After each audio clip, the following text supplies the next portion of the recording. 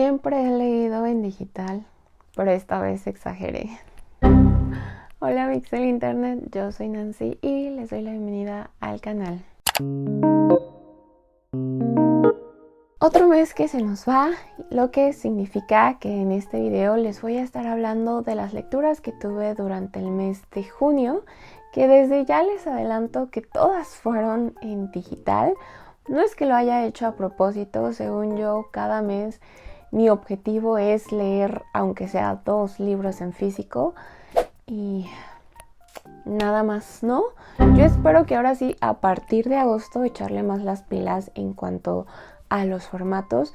pero vamos a empezar con los libros que fueron mis menos favoritos y de ahí vamos a ir subiendo a los que me gustaron cada vez más. Y empezamos justo con mi primera lectura del mes, que fue Lunas de Poder, el origen de las mujeres mágicas, escrito por Victoria Alipi, el cual es un inicio de una saga de fantasía épica que nos plantea un mundo que está dividido en 3 seres que lo habitan. La primera pues son los humanos, la segunda los hechiceros y en tercer lugar están los elfos, que son muy diferentes en apariencia en cuanto a los seres humanos y a los hechiceros, y que se supone que están viviendo de forma pacífica, aunque previamente su historia sí está plagada como de esos conflictos de poder que ha habido entre ellos. Y por este motivo es que un día las diosas de este reino deciden dotar a ciertas mujeres humanas de poderes que están relacionados a la fase lunar en la que nacieron, como tratando de balancear un poco los poderes existentes en el mundo, pero también con el objetivo de seguir perpetuando la paz en todos los reinos. Sin embargo, pues lo que no se dieron venir es que pues los gobernantes de los reinos humanos no iban a ver este beneficio como algo para mantener la paz, sino más bien como para vengarse de todo lo que han sufrido a lo largo de su historia, y también un poco con esta ambición y hambre de poseer más. Entonces nuestra protagonista es una de estas mujeres nacidas con poderes lunares, la cual pues empieza a tener una conexión un poco más profunda, sobre todo con las diosas y este poder de la luna, que va a buscar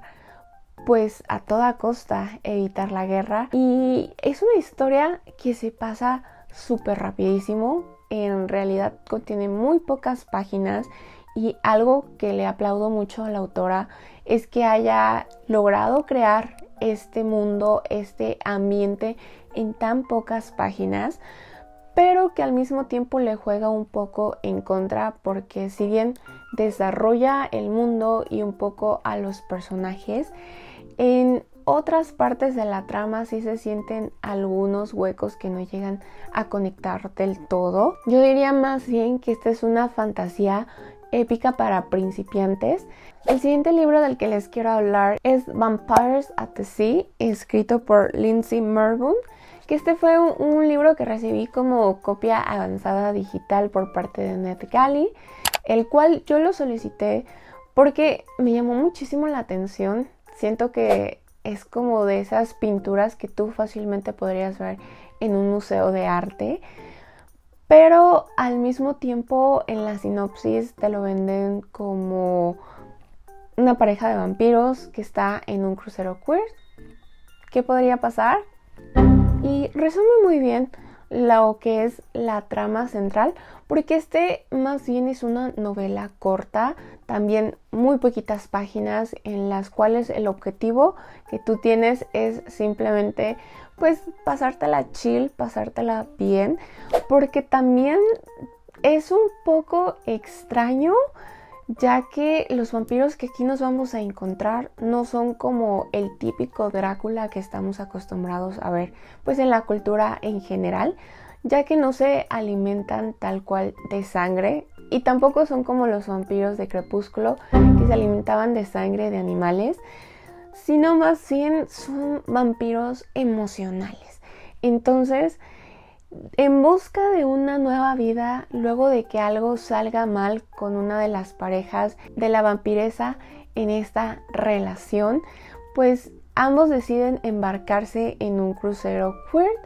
en busca pues de tranquilidad, pero también de alimentarse, porque vaya, un crucero queer obviamente va a estar lleno de muchísimas emociones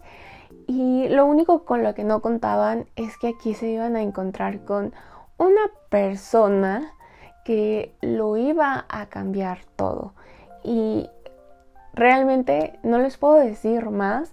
porque desde las primeras páginas se plantea a este nuevo personaje que cambia absolutamente la vida de los vampiros. Algo que debo de resaltar de esta novela es que más que buscar provocarte terror, yo lo sentí más bien como una sátira, ya que empezando por el hecho de que son vampiros emocionales, vamos a verlos en una época actual en donde tenemos las redes sociales, en donde existen estos influencers que son invitados a pasar sus vacaciones en este crucero queer. Y entonces se empieza a tomar mucho como en juego esta parte de que en un mundo de redes sociales lo que abunda es la superficialidad. ¿Y qué es lo que van a hacer los vampiros? Alimentándose de estas emociones falsas, de estas personas que todo el tiempo están pretendiendo ser quienes no son. Yo diría que vale la pena leerlo si te animas a leer en inglés. Mío, pues para pasar el rato, porque terror no te va a provocar, eso te lo puedo asegurar. Y después de este libro ya se me empieza a complicar un poquito el ordenar las siguientes lecturas porque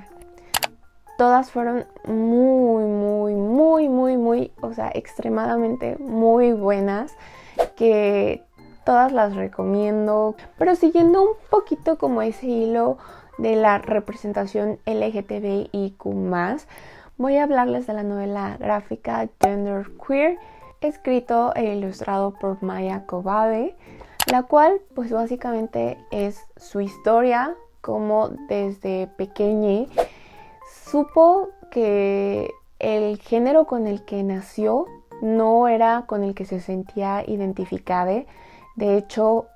a lo largo de toda su vida siempre existieron estas dudas, y no tanto que no se sintiera una mujer, sino que había ciertos rasgos de su género que le gustaban, pero también otros rasgos del género masculino que sentía parte de sí misma y no sabía cómo balancear estas dos partes de su persona. Entonces, la idea de esta novela gráfica nace a partir de todas estas dudas que siempre existieron en su vida, de todo lo que tuvo que pasar para poder por fin encontrar un género y una identidad con la que se sintiera identificada. No sabía que se podían tener todas estas dudas respecto a tu género y tu identidad, y creo que es un libro súper valioso para cualquier persona que se encuentre en la misma situación que Maya, pero que al mismo tiempo tiene esta pues consecuencia secundaria que es empatizar con ella, y sobre todo con el uso del lenguaje inclusivo, que desde que surgió tuvo muchas personas en su contra, y que hoy en día también hay muchas personas que según les duelen los oídos, les duelen los ojos, les duele la cabeza de escuchar y ver que alguien utiliza la letra E al final de palabras que son femeninas o que son masculinas, pero que si conoces historias como las de Maya te das cuenta de lo importante que es para ellas que se les visibilice por medio del lenguaje, porque es darles este espacio y que al final del día a nosotros no nos cuesta nada el cambiar la forma en la que nos expresamos. Y por último, pero no menos importante, la ilustración es bellísima. Maya tiene una forma muy abierta de mostrarte quién es, qué fue lo que vivió, y hace que momentos que fueron muy traumatizantes para ella se sientan un poquito menos, para tratar de hacerlo un poco como sanador. Al menos así yo lo sentí. El siguiente libro fue de hecho el audiolibro que me estuvo acompañando durante una gran parte del mes, y se trata de Todo Final es un Comienzo, escrito por Dolly Alderton, que es un libro que había visto mucho en redes sociales y no sabía absolutamente de lo que trataba. Simplemente lo vi disponible y dije, vamos a leerlo. Y aquí conocemos la historia de Andy, quien es un hombre en sus 30 que terminó una relación ya de varios años con la persona con la que ya se veía para toda la vida. Y entonces a lo largo de todas estas páginas vamos a ir viendo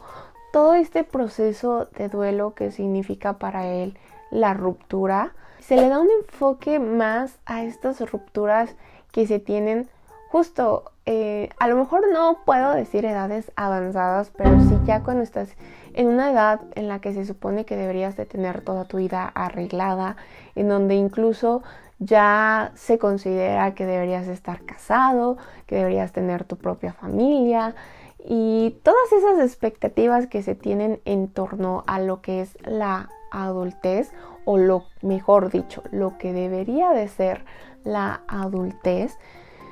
Y pues en parte Andy trata de tomarse esto un poco con humor, que esto se ve muy influenciado por su personalidad y a lo que se dedica, ya que él es cómico de profesión. Entonces trata de, sí, sacar un poco lo positivo de la situación, pero no por ello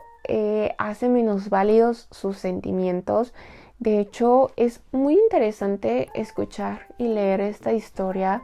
porque generalmente cuando leemos una ruptura en los libros, casi siempre se ve desde el lado de una protagonista femenina, y que aquí tengamos a un hombre como protagonista, pues sí cambia un poco la perspectiva, ya que, por ejemplo, vamos a ver cómo Andy se debate mucho en cómo hablar de sus emociones con sus amigos, y que al final del día también se siente solo porque todos sus amigos también ya tienen sus propias relaciones, sus propias familias. Entonces es un proceso duro para él, que no sabe a ciencia cierta cuándo va a lograr superar. Y me agradó mucho el tono que se le da a la historia. También que Andy nunca se refiere mal a su expareja. Siempre se habla desde el respeto, desde ese amor y cariño que se tuvo a lo largo de la relación. Otra cosa que me agradó muchísimo es que también se le da como su derecho de réplica a la pareja de Andy, que en este caso es Jen, ya que el último capítulo es narrado desde su punto de vista, y ahí es donde vamos a entender su perspectiva, qué fue lo que vivió con Andy y el porqué de la decisión que toma. Y toca muchísimos temas en torno a lo que es la adultez, especialmente, como les mencionaba, el tema de las expectativas, de qué es lo que se espera de uno cuando está ya en esa edad, que es justo un trabajo estable, una casa, un auto, una familia, una pareja o una relación para toda la vida, y que cuando no los cumples, pues también sientes que se te desmorona el mundo, pero que al final del día lo más importante siempre va a ser escuchar tu voz, escuchar qué es lo que deseas para ti, y que está bien que desees algo diferente para ti a lo que todos tus conocidos. Y claro que sí, en junio no podía faltar el terror, y es por ello que estuve escuchando el audiolibro de Pelea de Gallos de María Fernanda Ampuero, que es una autora que ya había leído anteriormente con su colección de cuentos en Sacrificios Humanos. Y en Pelea de Gallos también pues nos vamos a encontrar una colección de 13 o 14 cuentos que son de las historias más brutales que he leído en toda mi vida, ya que el terror del que nos habla María Fernanda Ampuero en sus cuentos es muy enfocado en la realidad, pero también muy visceral, muy duro, muy difícil de procesar, que se mezcla mucho con lo que es el terror corporal, porque de repente las descripciones que te da en sus historias son mucho de incluir fluidos corporales, en cierta parte afear o darle esta característica de monstruosidad al cuerpo humano. Y es que se tocan muchos temas sensibles, como lo es el abú, el machismo, el clasismo, el racismo, lo bello y lo feo según la sociedad, y también lo grotesco del cuerpo. Y ay, amix, en serio que no hay cuento que no me haya impactado. Creo que hubo unos que dejaron un impacto mayor en mí por lo fuertes que eran en su temática, otros por lo grotesco que se veía en lo corporal, pero lo que no me deja de impactar y de horrorizar es que todos están basados en cosas que pueden pasar. Son cosas que a lo mejor no con lujo de detalles uno ve en las noticias, que si empiezan a salir ciertos detalles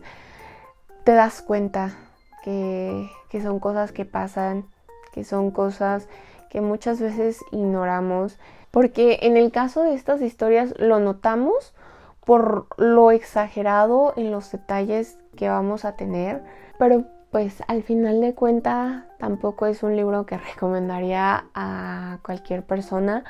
Hay que leerse cuáles son los trigger warnings. El penúltimo libro del que les voy a hablar también es uno de terror, que es Something in the Walls, escrito por Daisy Pierce, en donde nos vamos a encontrar la historia de Mina, que es una psicóloga infantil, quien no ha ejercido su carrera porque aún está lidiando con ciertas cosas de su pasado, por lo cual está yendo a una especie como de terapia grupal en donde se habla del duelo, y aquí es donde conoce a un reportero que la invita a un proyecto que él tiene de ir a un pueblito en donde se rumora que hay una chica que está poseída por el espíritu de una bruja y que básicamente está atormentando a todos los habitantes del pueblo, porque si bien la joven ha cambiado mucho en su personalidad, también han empezado a pasar cosas extrañas. Entonces este reportero quiere ver qué tan cierto es este caso de supuesta posesión, y es por ello que la invita como para tener este punto de vista profesional. Y pues buscando un poquito cambiar de aires, Mina acepta. Entonces vamos a verla involucrada en este caso, que empieza a destapar muchas cosas. Y esta historia hace especial énfasis en ese dicho que dicen: pueblo chico, infierno grande, porque vamos a encontrarnos una ambientación muy opresiva, muy estancada en el pasado, en donde a las mujeres se les juzga fácilmente a partir de las actitudes que empiezan a tener en la adolescencia, y no se toma en cuenta que es una etapa de muchos cambios físicos y mentales que obviamente van a cambiar la forma en la cual pues te muestras ante los demás, pero que cuando se le añade este elemento de superstición, este elemento sobrenatural, pues sí te hace dudar un poco de si son los cambios de la edad o si realmente hay algo más allá que está fuera de cualquier explicación lógica y científica. Y algo que juega mucho en favor de la historia es que tenemos una narradora y protagonista pues no tan confiable, porque si bien ella trata de enfocarlo todo desde un punto de vista profesional, también tiene otras motivaciones detrás para estar tomando este caso, y que conforme se va involucrando más, conforme va investigando sobre esta historia de la bruja del pueblo, y conforme va platicando con esta joven que también le dice que ve a la bruja que la espía tras las grietas de las paredes, pues sí te empieza a hacer dudar también a ti como lectora. Y este suspenso es algo que se mantiene desde el principio hasta el final. Y vaya que ese final no me lo veía venir. Yo lo recomiendo muchísimo. Fue una lectura que me tuvo muy enganchada por ese suspenso, por esos toques sobrenaturales que hacen una mezcla perfecta entre lo que puede ser el terror psicológico y el terror sobrenatural. Y el último libro del cual les quiero hablar es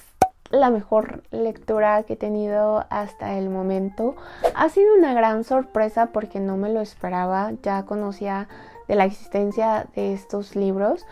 pero no era algo que yo por voluntad propia hubiera tomado. Este lo leí como parte de la lectura conjunta del club de lectura de Noctámbulas. Se trata de La amiga estupenda de Elena Ferrante y nos cuenta la historia de Lina y Lenu, quienes son dos amigas que se conocen desde la infancia porque fueron vecinas, y que empieza un poco como de atrás hacia adelante, porque al inicio de la historia ambas ya son mujeres adultas, por ahí en sus 60 años, y nos enteramos de que Lina ha desaparecido, no ha dejado rastro de dónde está, y su hijo está muy preocupado, por lo cual decide contactarse con Lina, que va a ser nuestra narradora durante todo el libro. Y a partir de esto es que ella se da a la tarea como de ponernos al corriente de cómo es que se conocieron. Por lo que tengo entendido, la tetralogía abarca diferentes etapas de su vida. En este primer libro, que es La amiga estupenda, nos habla sobre su niñez y los primeros años de su adolescencia. Y pues básicamente aquí nos vamos a encontrar como el chismecito típico que te cuentan de lo que fue una infancia y una adolescencia, pues podríamos decir que sana, pero con sus problemas, porque ambas niñas crecen en un barrio pobre en donde las carencias pues son el pan de cada día, por lo que vamos a ver sobre todo una generación adulta muy enfocada en el trabajo duro, pues sí, en inculcar valores a sus hijos, pero que no se permiten soñar más allá de lo que actualmente poseen, por lo que son muy pocos los niños y niñas que continúan sus estudios. De hecho, muchos de ellos los abandonan luego de tener como la educación básica. Y en el caso de Lina y Lenu, pues vamos a ver una amistad que tiene sus altibajos, pero que al final del día también no se llega a sentir 100% sana, porque por lo que te cuenta Lenu, siempre existió como esta competitividad entre ellas, de que por ejemplo, si a Lenu le iba bien en la escuela, Lina también le echaba ganas y a veces incluso la llegaba a superar. Y lo mismo va pasando en cada etapa de su vida, que si ya empiezan a tener novios, Lina y Lennu no se quieren quedar atrás, y que aunque hoy en día podríamos clasificar como tóxica, creo que tras todos estos comportamientos cuestionables siempre está ese cariño y ese respeto mutuo que se tienen, porque al final del día no siento que esta competitividad entre ellas sea con ansias de sentirse superior a la otra, sino de más bien siempre estar a la altura, de sentirse como iguales, y que hace que su relación sea cada vez más fuerte, pero también un poco codependiente. Entonces es una historia que me trajo muchas emociones encontradas, y es bien curioso lo que me pasó con este libro, porque si bien no tiene un plot que haga que te enganche a la historia, la forma en la que está escrito sí te atrapa, por lo que no queda más que felicitar a Elena Ferrante por lograr este tono tan íntimo, pero al mismo tiempo tan real, de plasmar una forma de experiencia femenina en estas dos amigas. Y con esto llegamos al final del video. Déjenme saber en los comentarios si ya han leído alguno de estos libros, qué les ha parecido, si alguno les llamó la atención, cuál. Y si ustedes también tuvieron alguna lectura de 5 estrellas en junio, cuéntenme para podérmela anotar en mi TBR interminable. Ya saben que me ayudan mucho dándole like, comentando, suscribiéndose, compartiendo el video y dándole mucho amor en general. Muchas gracias por haber llegado hasta este punto del video y nos vemos en el próximo. Bye.